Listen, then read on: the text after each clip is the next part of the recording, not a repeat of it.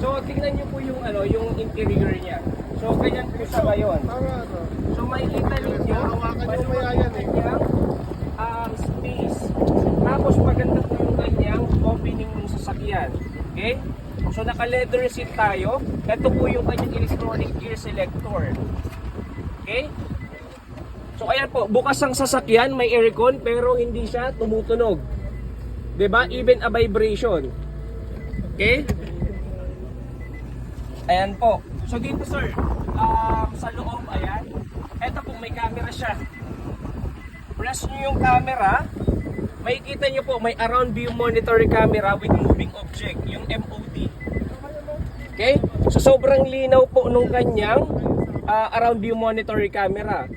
Tapos, para sa mga kliyente natin hindi sanay sa parking, press nyo pa yung isang camera, meron po siyang pang-gutter sa right side.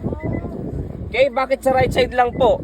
Kasi sa kaliwa matatanaw natin, yung kanan hindi. Okay, ano po yung MOD? It's a moving object po. Ayan po, ayan, na ano niya, nade-detect.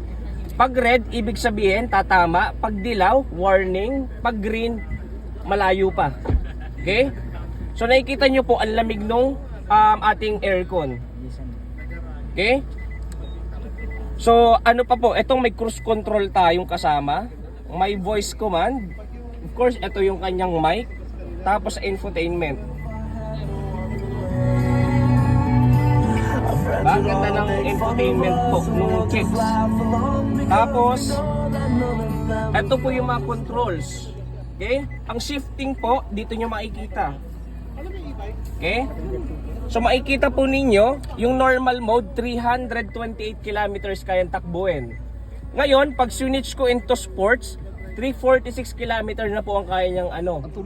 Ibig sabihin, nadagdagan yung kilometers na pwedeng takbuhin. E paano kung i-eco ko pa? Magiging 363 kilometers. So imagine nyo po yun, sa laman ng full tank natin, we can go 363 kilometers nang walang gas up. Okay? Apo, tapos, ito po yung tinatawag kong ng lithium ion battery. So we have 3 bars. Okay? Yung 3 bars po, pwede ko siyang dagdagan. Paano ko siya dadagdagan? Gumagana po siya sa drive mode na Eco tsaka Sports. Okay? So hindi gumaandar yung sasakyan. Gusto ko mag EV mode, press ko yung Sport. Long press ko po ito. Manginginig yung sasakyan. Ayan po yung ibig sabihin nagkakarga tayo. So within 15 minutes po mapupuno yan. Okay? Ngayon po, pag satisfied na ako sa charge niya, pwede ko siyang patayin. Gagawin ko siyang EV mode. Ibig sabihin po, namatay ang makina, ang gagamitin kong pan-drive, these 3 bars. So it will depend po kung ilang kilometers.